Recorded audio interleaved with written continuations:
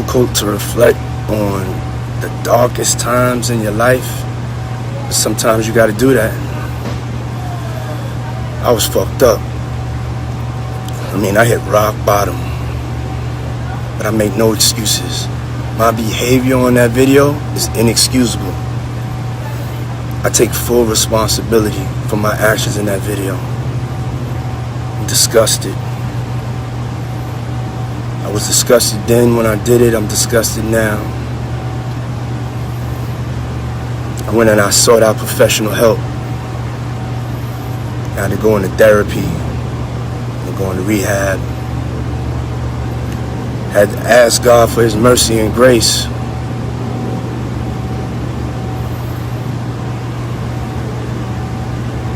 I'm so sorry. But I'm committed to be a better man each and every day. I'm not asking for forgiveness. I'm truly sorry.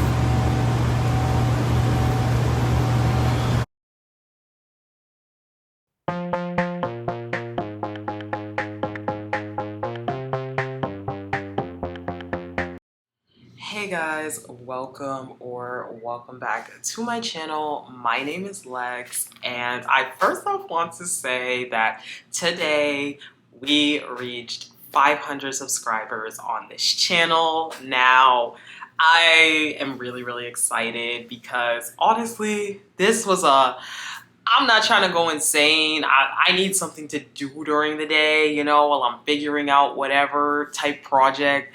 And I never imagined that in like 2.5 months, 500 of you, over 500 of you would be interested in what I have to say, would want to watch these videos. You guys comment, you guys subscribe, you guys like the videos. You guys are always there. Some of y'all like the videos like the minute they drop. Like I see it all on the analytics, and honestly, you guys are the best. Like, it is seriously, you guys do not understand how appreciative and how grateful I am for all of you guys. Like, talking to you guys, like some of y'all, I recognize your names. You guys are in those comments like it's no tomorrow. So I will say that I do want to attempt to go live again. Okay, if you've been here from like the OG days, I tried to go live a couple of months ago. It was a disaster, but I do want to try to do another live again. More information will be on my community tab about the exact day and time that it will be, but I will be aiming to do it someday this week. Probably maybe Friday or Saturday, depending on if I have plans though, that's the thing. But if not, we will see. I will let you guys know further, but I definitely want to chat with you guys. I want to just be able to talk about shows, talk about like other shows that I'm not recapping, and just hang out with you guys. I think it'll be fun to celebrate 500 subbies, so stay tuned for that. Now, if you are new to my channel, because I have gotten like a lot of new people kind of looking at my videos, a lot of new people kind of feel it, sussing out the content. A couple of videos really popped off in the last week. So if you are new to the channel, I would love it if you would maybe take a look at the other content on the channel, see if there's anything that interests you, and please, if you do, please subscribe. Please hit that sub button. I am basking in the 500 subbies goal, but the next goal is 1,000, okay? No, but seriously, I'm so grateful for you guys. Like, it's not even funny. But yes, please hit that subscribe button. It continues to get the videos out. It continues to let the videos grow. And I'm not joking. Like, on my end, guys, I can see like when the videos start to pop off and like get numbers and get the ball rolling. And like all of those likes, all of those comments, you guys sharing the videos, anything like that, it seriously pushes it out more. It does get more impressions on the video and people watch. Now, for the Ultimatum South Africa, I am caught up to episode 6. I just need to record the recap, so I'm probably going to record that tomorrow, Monday, and have that up either tomorrow afternoon or early Tuesday. Then I plan to have the next recap up, which will basically be episodes. I'll probably do 7, 8, and 9 in one. I'm assuming there's not going to be a lot to talk about. So that'll probably be one. And then I know the reunion is coming out on the 24th, which I believe is Friday. And I should have that out by the end of the weekend or Monday. So that is kind of the projected schedule for the Ultimatum South Africa. So please don't think because I'm doing a lot of pop culture videos that I forgot about that show. I am still watching. I'm still getting them up. It's just there's so many topics going on right now. Anyways, if you listen to my mindless blabbering, thank you. We're going to talk about Diddy. We're going to talk about Diddy. I feel like I'm not going to be here for too long because I know you guys have probably watched a million other videos and TikToks on what's going on. But I just want to say this. First and foremost, I will not be showing the footage on this channel. I mean, I don't think YouTube's guidelines allow that, but just for anyone who's worried, I'm not going to be showing any kind of footage. For second of all, I actually have not watched the video myself because I don't like to watch abuse videos. Like, I don't like to watch abuse. I know it's gruesome. I've heard play-by-plays of what happened in the video. And I've seen small enough snippet to know it's bad. It's really, really bad. So I will not be showing it here. Please don't worry if you are don't want to see it because I will not be showing it. The biggest thing for me is I am in shock that it took people seeing this to believe the victims. So if you're not aware of what I'm talking about, because some of you guys might not know, basically this video was released by CNN on Friday. I will go ahead and read their article. So this CNN article says, Sean Diddy Combs says he is truly sorry for physically assaulting Cassie Ventura in 2016. So this is, I think, a new article. It was updated, but originally it was just about the video. So, okay, let's start reading at the surveillance footage. Okay, so let's start at the beginning. Sean Diddy Combs apologized on Sunday for physically assaulting his then-girlfriend, Cassie Ventura, 2 days after CNN published exclusive hotel surveillance video from 2016 in which Combs appeared to grab, shove, kick, and drag her. My behavior on that video is inexcusable. I take full responsibility for my actions in that video, he said in a video statement posted on Instagram. I was disgusted then when I did it. I'm disgusted now, he added. I went and I sought out professional help. I got into therapy, going to rehab. I had to ask God for his mercy and grace. I'm so sorry, but I'm committed to be a better man each and every day. I'm not asking for forgiveness. I'm truly sorry. Now, I did watch the apology video. I will insert it here in this video. Why is it that every single man that is guilty about some stuff has the exact same apology playbook? First off, this man did not apologize to Cassie. He never, ever once said, Cassie, I am sorry. This man said, let me read it. My behavior on the video is inexcusable. He doesn't even discuss the behavior. It's a vague, it's a blanket statement. What are you sorry for? This is like third grade when you're apologizing to someone. What are you sorry for? You know, I'm sorry for my actions. What actions? Be specific. Give us something. I was disgusted when I did it. I'm disgusted now. I sought out professional help. Why is it always, I went to therapy, I was in therapy, I went to therapy? When? When did you go to therapy? Are you currently in therapy? Because you were denying everything until Friday. Well, let's not forget, this man posted, time will tell. Time sure to tell, Mr. Combs. Because you were denying everything. So what do you mean you were disgusted when you did it? Were you disgusted? Because you wouldn't have said anything. You did not apologize to that woman. And again, for those of y'all who don't remember, he settled with Cassie 1 day after her lawsuit came out.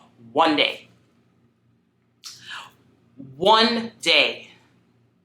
If that doesn't scream guilty, I don't know what does.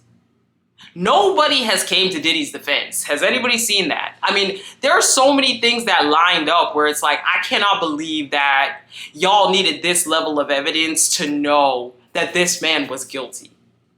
No, one person came out and said, nah, that's my boy, he wouldn't do that. Because everybody is privy to Diddy's behavior. And so many people are scared. Supposedly at this point, he's ratting people out, you know, behind the scenes. Because at this point, that's all he got. Supposedly, allegedly. But like, I don't know. To me, it's like, it's the same old thing. I'm in therapy. Y'all, it's like y'all are always in therapy. It's also crazy to me because it's like, how can you say I'm in therapy, but you still have Carisha who is transporting Sniff for you and is allegedly an ex-worker for you. And that girl hasn't said anything. She seems like she is locked up, locked down by you. Your behavior has not changed. I hope nobody bought this apology, but the crazy part is I think they're out. Then they always bring God into it. Stop bringing my God into this stuff. Seriously, stop bringing God into y'all's transgressions and y'all's bad, nefarious, awful, disgusting behavior. Stop bringing God into it. Every single time it's I ask God for grace, I ask God for mercy. Y'all treat people terribly. And they'll run and fall back on, oh, God, this. Stop bringing God into it. Try not to cuss on these videos. I'm committed to being a better man. What have you done to be a better man? I mean, you had your little son rapping on a song saying, oh, they raided the wrong house. And now your daughters, because this man has daughters, his daughters have to see that this is how he treats women. It's really sad. It's really, really sad. Let's keep reading the article. So Combs had previously denied Ventura's allegations of assault, which were the basis of a now settled federal lawsuit filed by Ventura in November. The surveillance footage, compiled from multiple camera angles dated March 5th, 2016, appears to show the rapper, producer, and business mogul during an incident that, according to Ventura's complaint, occurred at the now-closed Intercontinental Hotel in Century City, Los Angeles. CNN verified the location based on publicly available photos of the former hotel's interior. In the video, Ventura exits a hotel room and walks to a bank of elevators. Combs, holding a towel around his waist, runs down a hall after Ventura. He grabs her by the back of the neck and throws her to the floor, still holding his towel closed with one hand. That's insane to me. This man was naked, y'all. He had nothing. He had the towel in one hand and did that to her with the other hand? That is terrifying. That is just terrifying. For you to have to do all of this with one hand. One hand. Okay. Still holding his towel closed with one hand, he then turns to kick her, the video shows. As Ventura is on the ground, Combs retrieves a purse and a suitcase from the floor near the elevators. He turns and kicks Ventura again as she lies motionless on the floor. About 4 seconds transpire between the two kicks, according to the video. He then briefly drags Ventura by her sweatshirt toward a room before walking away. That girl was lifeless on the ground. That man could have literally killed her. Ventura is then seen slowly standing up. She gathers items from the floor and moves to pick up a phone on the hallway wall near the elevators. Combs, still in a towel and socks, returns. A mirror directly across from the security camera shows Combs appearing to shove Ventura. Seconds later, he sits down on a chair, grabs an object off the table, and forcefully throws it towards Ventura. Ventura is seen walking away, then turns toward... Combs is seen walking away, then turns towards Ventura once again when an elevator door opens and someone appears to exit. Ventura, who reached an undisclosed settlement with Combs, declined to comment on the video. And like I said, y'all, I have not watched this video because I can't. I can't watch this kind of stuff personally, but it's like, that man could have killed her. That man could have killed her. There have been so many women who have came out. So many people who have came out against Diddy, saying the things they've witnessed in his home, saying that he is controlling, that he's abusive. Another one of his exes came out and said that she said hi to a guy on a boat or something. He had caught me texting another man. We was in Miami. It got really crazy that time. We was upstairs and he had like, we were in his closet and he like pushed me and I fell to the ground, and then he like stood over me. So I was like laying on my back and he stood over me and he started like punching me like this. Like he avoided my face, but he like started punching me like on the side of my head, and I was just like covering my face. And then after he got done doing that, he like stomped on my stomach like really hard, and I like took the wind out of my breath. I couldn't breathe, and he kept hitting me, and I was like pleading to him like, can you stop? I can't breathe. And he like stopped for a little bit. He like grabbed my hair from the back and like was like punching the back of my head, because he was just avoiding my face when he was like hitting me. I'll see if I can find the tweet. But she said hi to a guy on a boat. And then he yanked her by the hair because he was so angry. When are y'all gonna believe victims?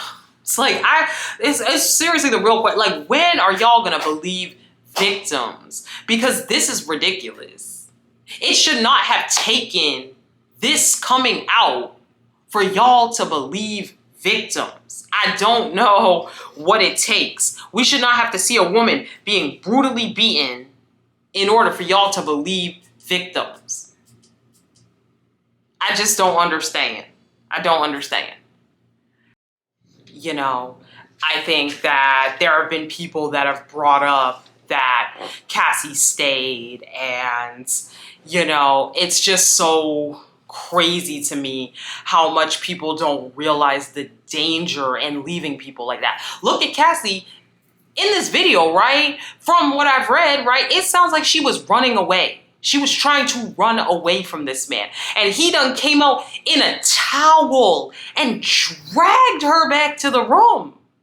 People were saying she was stealing, but it was her bag. It was her items. Like, I don't understand. People stay with their abusers because leaving is dangerous.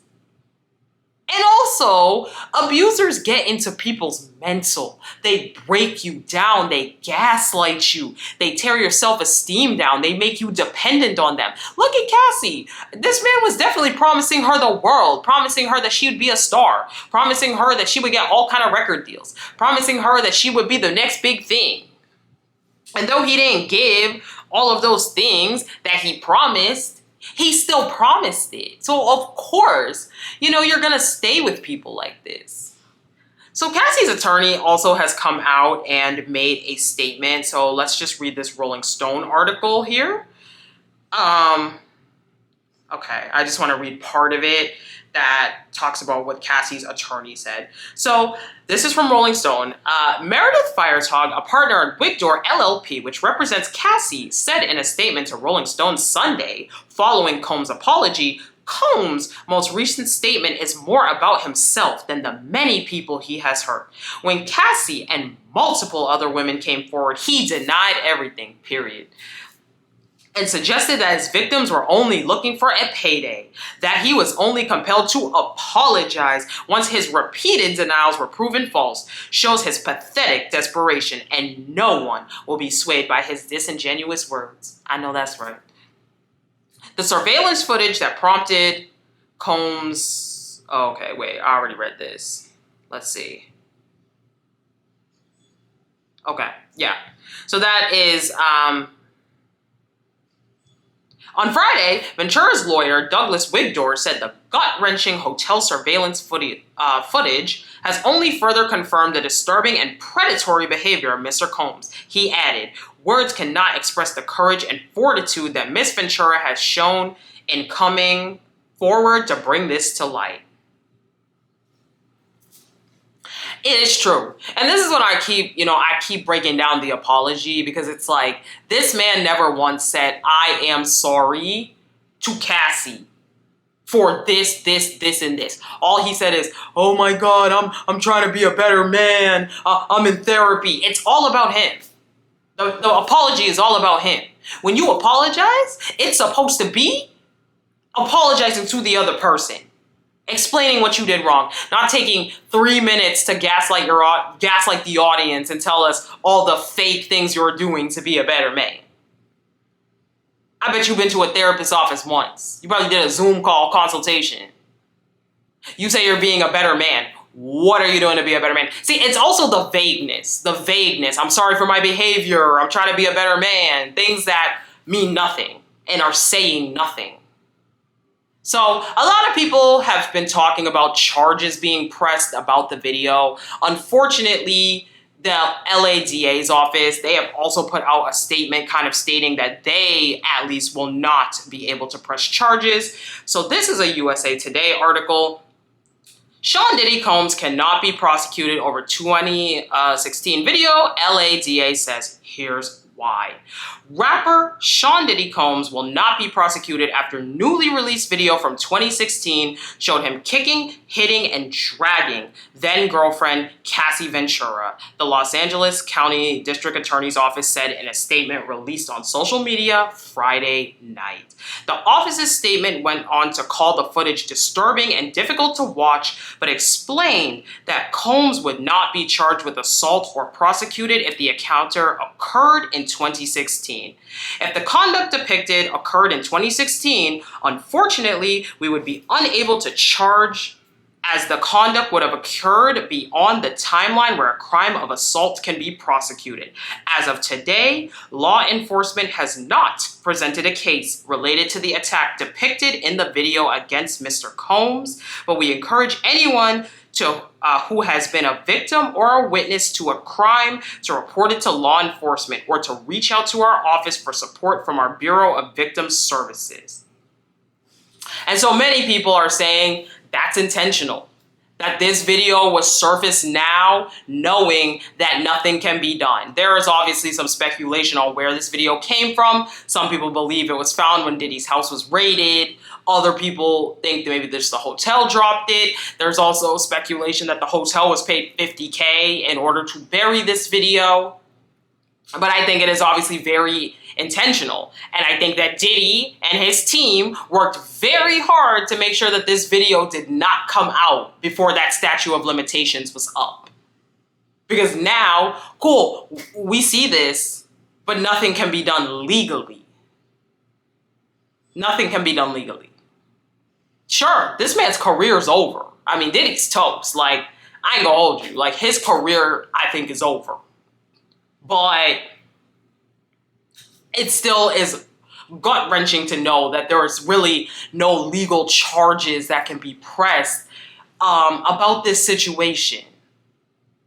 So for me, it's really a lot to hear. I think a lot of it that people don't understand is that it is so scary to be in a situation like this. And leaving could mean losing your life.